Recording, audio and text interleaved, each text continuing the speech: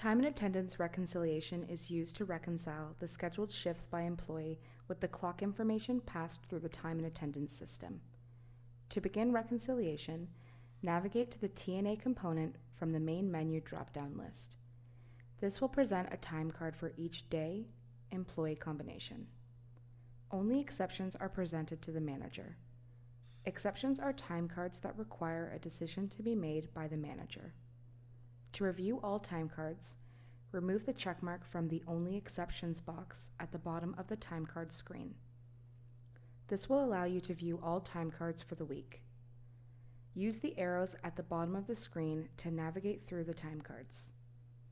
The manager does not need to make any decisions on these time cards and does not need to do anything with them. We'll now work through various scenarios when it comes to exceptions on time cards. This time card is broken into two sections. The top section displays the scheduled start and end time of the employee's shift. The bottom section relates to the employee's break times. In this example, the employee was scheduled from 9:30 to 5:30. He clocked in at 9:29 and clocked out at 5:28. In both of these, the in and the out clock times were within the acceptable grace period of the scheduled time and therefore are automatically passed to payroll.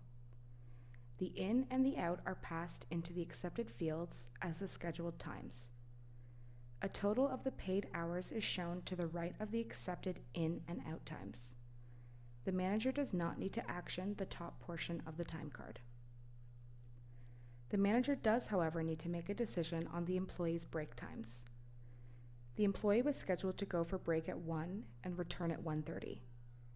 The employee clocked out for the break at 1:22 and returned from break at 1:56. Since the start and end times of the break are not within the acceptable grace periods, the manager must make a decision on how to process the break. The employee did not go for the break at their scheduled time due to high traffic in the store. Therefore, the manager will select Pay Clock. The times that the employee clocked for their break will be passed into the acceptable fields as the break's start and end times. Since this is an unpaid break, the paid hours in the top section of the time card change from 8 hours paid to 7.5 hours of paid time.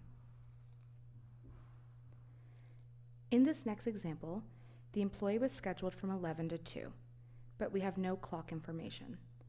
The employee did not come into work. In this example, you would want to press the Pay Clock button. From the drop-down, choose the reason the employee did not come into work. If the employee was sick, select the sick activity and this information will be passed to payroll as sick. The shift will also change on your schedule. So if the employee was originally scheduled for selling, it will now be replaced with sick. In our next example, the employee was originally scheduled from 10 to 1. The employee clocked in at 9:56 but did not clock out. The clock in time was within the acceptable grace period of the scheduled time and has been passed to the accepted inbox. Since the employee did not clock out, nothing was passed to the accepted outbox. In this scenario, the manager asked the employee to stay until 5.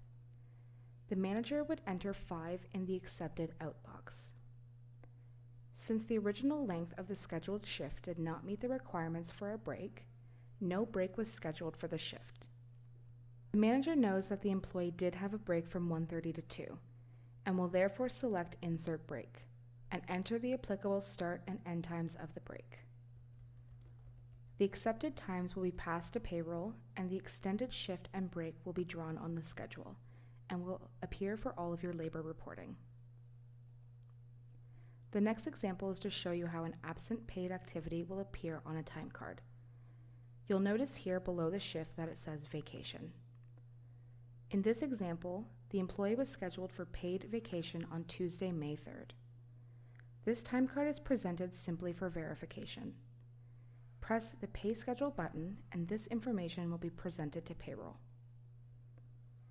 In this next example, the employee was scheduled from 12 to 9, with a break from 4 to 4:30, but we have no clock information. If you know that the employee did work but was unable to clock, then you would simply press the Pay Schedule button. This would move the scheduled times into the accepted fields and will pass this information to payroll. In our next example, this employee was never scheduled for this day. They did clock in at 5:27 and clocked out at 8:27. Working on the assumption that this employee was called into work, the manager would press the Pay Clock button to populate the accepted times and send to payroll. And then from the drop-down box below, the manager would select the activity that the employee came in to do. The most important thing when selecting an activity is determining whether the activity should be a selling activity or non-selling activity for the most accurate reporting. Working on the basis that this employee was called in to work cash, we would select the cashier activity. Two things will happen once this time card is saved. The first is that the data, 3 hours, will be passed to payroll. The second is that a shift for this employee using the cashier activity will be drawn on your schedule and will appear for all of your labor reporting. Once all exceptions have been addressed, press the Save icon in the top right-hand corner of the TNA screen and all of your changes will be saved. The changes you made through TNA will be posted to your schedule and will be posted to payroll. We recommend that stores manage their exceptions daily, either at the end of the night for the current day or first thing in the morning for the day prior.